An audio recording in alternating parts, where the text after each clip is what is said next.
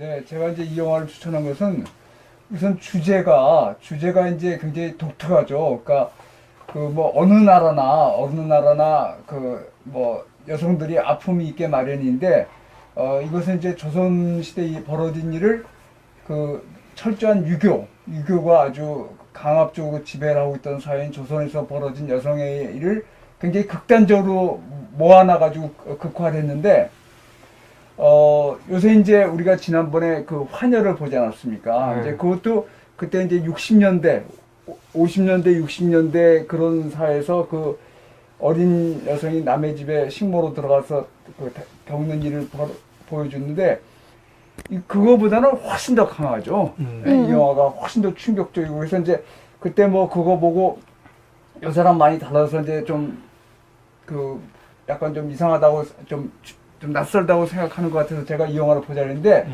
우리나라 아마 영화 역사에서 여성의 인생을 이렇게 정말 잔혹하게 그린 영화가 그렇게 많지 않을 거예요.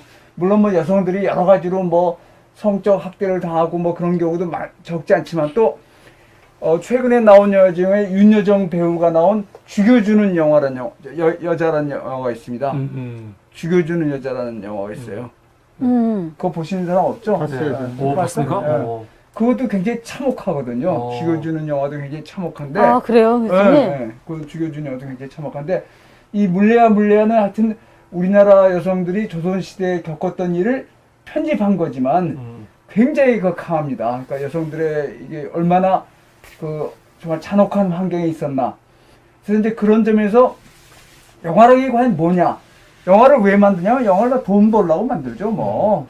영화를 돈 벌려고 만들죠. 영화를 뭐 그냥 돈 벌려고 만들어서 영화에 여러 가지 장르가 있죠. 뭐 오락 영화, 어벤져스나 뭐 이런 것도 있고, 뭐 조폭 영화 다양하게 있는데 요새 보면은 문제의식 있는 영화가 너무 없어요. 제가 볼 때는. 근데 이제 이게 1984니까 지금 한 40년 됐는데 여러 가지 관점에서 굉장히 여기 아까 룰루랄라니 볼 때 정말 기분이 편치는 않은 영화라고 그랬는데 이 정도 우리 현재 사회도 지금 조선 사회 여성들이 이렇게 잔혹한 환경에 처해 있었던데 지금 그 대한민국 여성들은 환경이 굉장히 좋은가? 꼭 그것만은 아닐 거거든요. 여러 가지로 물론 남자도 환경이 안 좋지만 하여튼 사람들이 살면서 겪는 여러 가지 그 아픔을 다루는 것이 영화의 그러니까 모든 영화가 다 그래야 된다는 거 아닙니다. 그런 면에서 그런 영화도 좀 있어야 되는데 저는 그런 주제의식 면에서 그러니까 우리가 살면서 인생을 살면서 사회 제도나 뭐 여러 가지 역사적 상황 뭐 자기가 처한 위치 남성이건 여자건 그런 위치에 따라서 다 그런 그 아픔을 겪게 마련인데 모든 영화가 다 아픔을 표현해야 된다고 생각하지는 않지만 그 아픔을 다루는 것도 영화의 한 중요한 역할이라고 생각합니다. 그런 면에서 이 영화만큼 여성들의 정말 그 잔혹한 그 조건을 보여준 영화는 드물다고 생각해요. 그래서 제가 이 영화를 추천했습니다.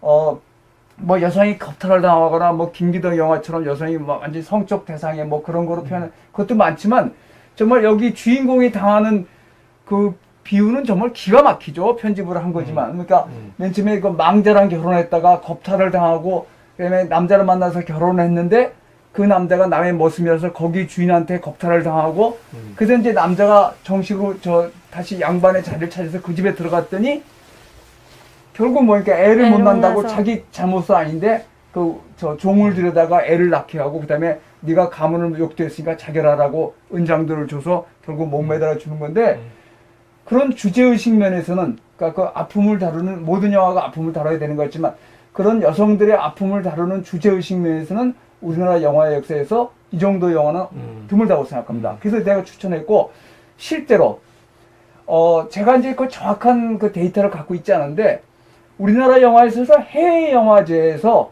아마 그 수상을 하거나 이르기에 이게 거의 최초 영화 중에 하나일 거예요. 이 영화가. 아, 시카고 영화제에서 촬영상 받았더라고요. 특히 칸느 영화제에서 주목할 만한 시선에 올라왔죠. 예. 그래서 아마 그러면서 제가 정확하게 지금 기억을 못 하는데 60년대도 그런 60년대 그런 영화가 없지는 않았을 텐데 하여튼 해외 영화제에서 그러니까 어떤 그 주목을 받은 거의 최초의 영화에서 이 영화제를 계기로 우리나라 감독들이 그전에는 다 뭡니까? 국내에서 그러니까 저 국내에서 흥행만을 목표로, 당연히 영화는 흥행을 목표로 했는데 이 영화를 계기로 해외 영화제 진출이 제가 알기로 본격화된 걸로 알고 있습니다. 그래서 그 다음에 좀 이따가 강수연 배우가 시바지.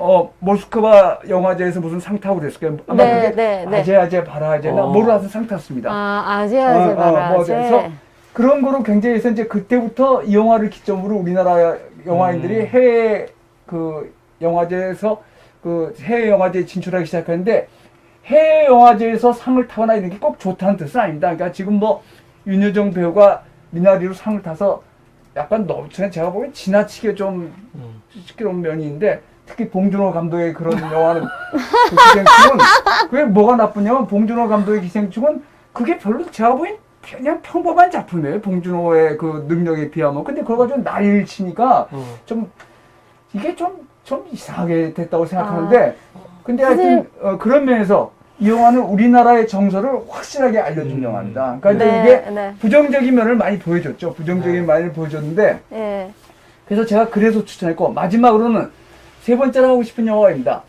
1970년대 프랑스에서 이런 일이 있었습니다. 프랑스에서 제가 연도는 정확하게 있지만 낙태 자유죄가, 그 낙태를 허용하는 법안이 통과됐어요. 네, 네. 그러면 1970 몇 년인데, 이제 그때 굉장히 유명한 사건이 70년대 초반에, 그때는 서양도 여성이 낙태하거나 이런 것은 이혼하거나 이런 것은 굉장히 좀 여성이 힘든 처지였는데, 그때 유명한 여자 500명이가 499명이 우리나라 말하면 신문에, 르몽드 저 주간 신문에 나는 낙태를 했다 하고 500명이? 선언문을 냈어요. 거기 뭐 유명한 여자입니다. 막 장관, 국회의원, 유명 배우. 와. 그래가지고 난리 났습니다, 프랑스에서. 그게 500명의 그 이제 브루노 살로프인데, 우리나라 말하면 개년. 욕이에요. 요게, 그러니까 500명의 살로프가, 그러니까 나쁜 말입니다. 살로프는 더러운 여자라는 뜻이에요. 500명의 개년들 이렇게 나온 거예요? 그래서 이제 했어요. 그 신문에? 예. 주간지에 그걸 발표를 했어요. 500명의 아주 사회에 유명한 명사들이 500명, 뭐, 국회의원, 장관 경험하고, 유명한 배우, 네, 뭐 해서, 해서 난리가 났는데, 그 선을 계기로 프랑스에서 낙태 자유법이 통과됐어요. 프랑스 낙태 자유법이 통과됐습니다. 근데 이제 그 20년 후에, 그게 1970년대 20년 후에 그 선언문, 여성들의 낙태를 한 그 선언문을 발표한 주간지에서 기사를 냈습니다. 낙태 자유법이 통과된 지 20년, 그러니까 500명의 그 살로프, 그러니까 더러운 여자들이 선언문을 발표해서 낙태 자유법이 통과됐는데, 그 20년 후에 여성들은 과연 20년 전보다 행복한가? 그 설문서를 돌렸어요. 뭐래요? 그랬더니 별로. 똑같은 거죠. 그래서 제가 꼭 이렇게 꼭 여성만이 아니라 우리가 사회를 살면서 지금 제가 뭐 여러 번 하지만 산업화의 관점에서 또 민주화의 관점에서 우리가 크게 진보를 했습니다. 그렇지만 우리가 살고 있는 환경은 여전히 인생에 따르는 아픔이 많은데, 제가 유감스러운 것은 그런 아픔을 다루는 그 영화들이, 모든 영화가 아픔을 다뤄야 되는 건 아니지만 너무 좀 옛날보다 못하지 않은가. 그래서 이런 영화를 보고 좀 반성을 하자. 그러니까 이 주제의식은 제가 보기에 지금 보신 분들 깜짝 놀라셨겠지만 저 정도 강한 주제의식이 없어요. 그 기생충에 비해서도 기생충의 주제의식보다 훨씬 더 강하고. 그러니까 교수님이 이제 그러니까 교수님 보여주시니까 교수님 말씀하시는 거 충분히 이해가 될 것 같아요. 저는 이제 이런 영화들 안 보고 기생충만 딱 봤었던 세대잖아요. 그러니까 그냥 말했다. 끼어들지 말고. 네네. 그래서 이제 지금 말씀하신 좀 환여, 그다음에 이 물레야, 그리고 최근에 나온 죽여주는 여자, 이런 영화들이 주제의식이 굉장히 강하거든요. 주제의식이 강해서 하여튼 그런 면에서 우리가 이제 영화를 볼 때, 저도 뭐 어벤져스나 무슨 뭐 그런 황당무계한 영화 봅니다. 보는데 그런 영화도 보고 또 사회의 아픔을 다루는 영화도 좀 봐야 되는데, 그런 사회의 아픔을 다루는 영화에서 요새가 오히려 그 옛날보다 좀 못하지 않은가, 주제의식도 약하고 좀 그런 면이 아닌가. 그래서 제가 이 영화를 보자고 추천했는데, 우리나라 영화는 요새 이제 보니까 아까도 정 대표님 말했지만 그 한국 영화 그 자료실에서 웬만한 것은 다 무료로 보실 수 있습니다. 예전 것들. 그래서 그래서 이제 우리가 이 영화 프로를 이 사송영을 하는 게 여러분도 귀한 시간을 내주시고 또 다들 이렇게 귀한 시간을 내주셔서 하는데 웬만하면 같이 영화를 보시면서 좀 서로 이걸 이야기하면 우리 프로그램이 더 빛이 나지 않을까. 그래서 제가 이 주제의식 면에서 이 물레야를 적극 추천했고 지금 봐도 촌스러운 데가 없지는 않지만 그래도 40년 된 영화치고는 상당히 깔끔한 영화입니다. 지금 보시면 우리나라 영화가 이제 2000년대에 크게 영화 그 만드는 솜씨가 크게 늘었거든요. 그러니까 뭐 박찬욱의 JSA나 그 올드보이나 뭐 봉준호 이런 걸 했지만 주제의식 면에서는 과연 우리 시대의 아픔을 지금 우리 시대도 아픔이 많죠. 근데 그걸 이렇게 강하게 주제의식에 강하게 성공한 영화가 과연 있느냐? 저는 그런 의문을 가지고 있어서 그걸 한번 같이 이야기해 보자고 제가 이 영화를 추천했습니다. 네, 감사합니다. 되게 어려운 영화. 여인의 역사 물레야 물레야 오프닝 크레딧이었고요. 지금부터